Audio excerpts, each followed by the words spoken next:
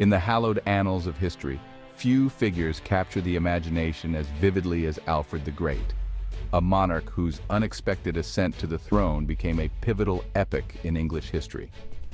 Born the youngest of 5 brothers in a time when royal succession was dictated by might and seniority, Alfred's future seemed destined for scholarly pursuits rather than the crown.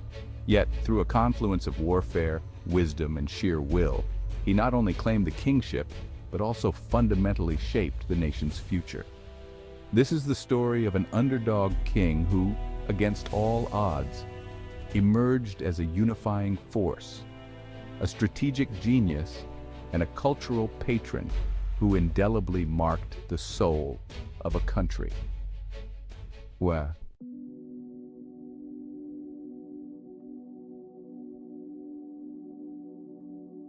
Alfred was born in 849 at Wantage, Oxfordshire, into a royal lineage that few could rival. The youngest son of King Ethelwulf, his path to the throne was not straightforward, overshadowed by his elder siblings destined for rule. From an early age, Alfred exhibited a keen intellect, stimulated by his mother Osburh, a noblewoman of deep religious conviction who introduced him to English poetry and the scholarly pursuits of Latin. His visits to Rome in his formative years further broadened his intellectual horizon, embedding a lifelong passion for learning and governance. Despite these royal and scholarly influences, Alfred's early life was marred by the premature death of his parents and the rapid succession of his brothers to the throne. Each brother's reign brought with it a new set of challenges and learnings for Alfred, who was constantly being shaped by the ever-changing political and cultural landscape of early medieval England. As the specter of Viking invasions began to darken the shores of his homeland, Alfred's destiny was being unwittingly crafted not just in the halls of academia, but on the looming battlefields.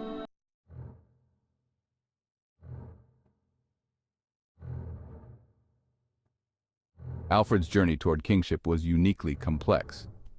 Overshadowed by the reigns of his 3 elder brothers, Ethelbald, Ethelbert, and Ethelred.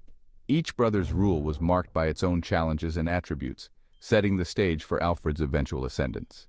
Ethelbald's and Ethelbert's reigns were relatively short and tumultuous, characterized by internal disputes and the ever-increasing threat of Viking invasions.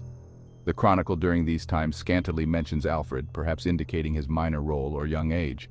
However, it was during Ethelred's reign that Alfred truly began to emerge as a formidable leader. Appointed as a secundarius, he was recognized as a successor, a role that foreshadowed his future significance. This period was a crucial learning curve for Alfred, involving him in governance and warfare, preparing him for the trials that awaited his own reign.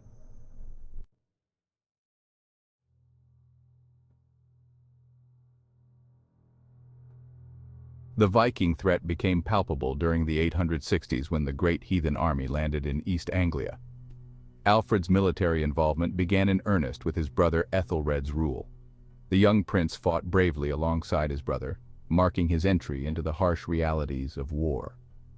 The battles of Englefield, Reading, and Ashdown were among the many that tested Alfred's mettle and strategic acumen.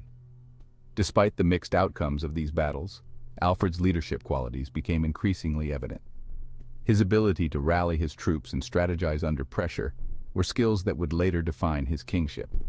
The death of Ethelred in 871 thrust Alfred into a position he had been preparing for all his life, albeit amidst one of the most challenging periods in West Saxon history.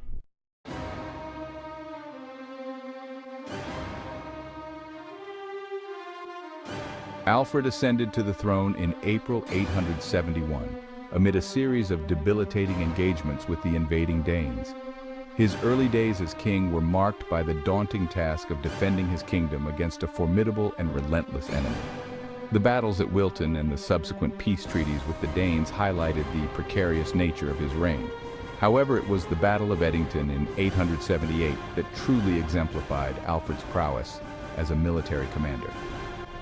His strategic insight led to a decisive victory that not only secured his kingdom, but also began the process of Danish integration under Saxon rule.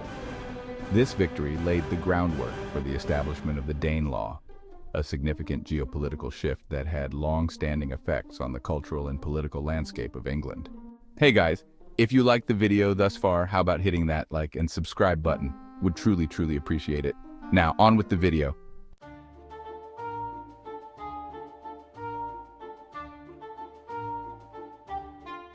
Amidst the turmoil of his early reign, the legend of the burnt cake emerged, a narrative that has endured through centuries.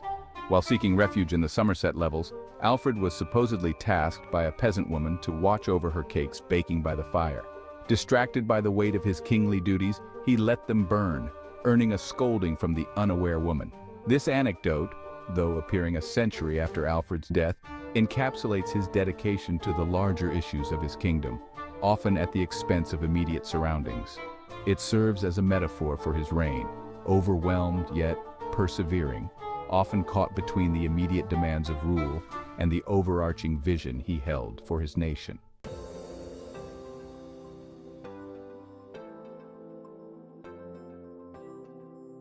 In 886, Alfred achieved a significant milestone by reoccupying London, a city left desolate by years of conflict. His efforts to restore and fortify London signified more than mere reconstruction. It was a symbolic reclaiming of land and authority. Under his directive, London saw the erection of new fortifications and the revitalization of its civic life. This period also saw Alfred adopt the title King of the Anglo-Saxons, a move that reflected his broader ambition of uniting the various English territories under a single rule. His policies and military successes during this time significantly enhanced his standing among the English and the Danes alike, paving the way for a unified English identity.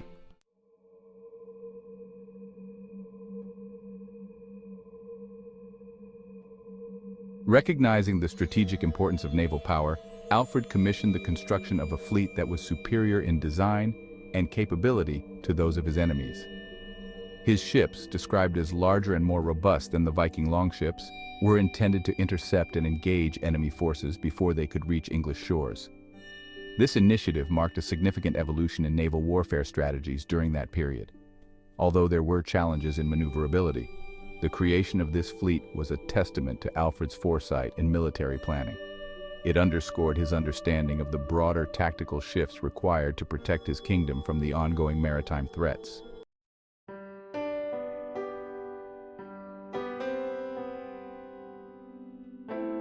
Alfred's reign was not just a military and political saga, but also a cultural and spiritual renaissance.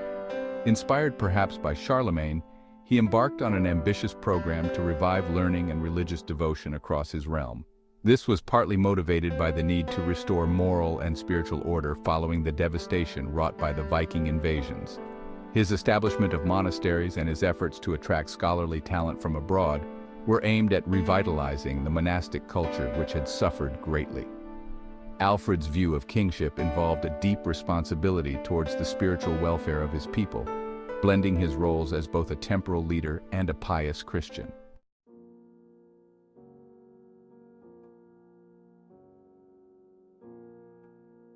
Alfred passed away on October 26, 899, after a reign marked by considerable challenges and achievements. His final years were clouded by illness, which Asser describes in detail, allowing modern historians to speculate about its nature.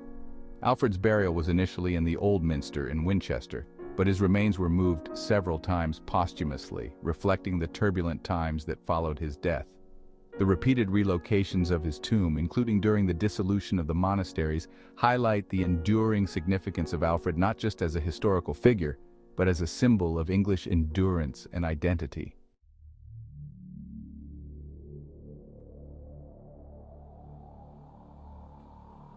Alfred's legacy is vast and varied, influencing not just the immediate generations that followed, but also shaping the cultural and historical landscape of England.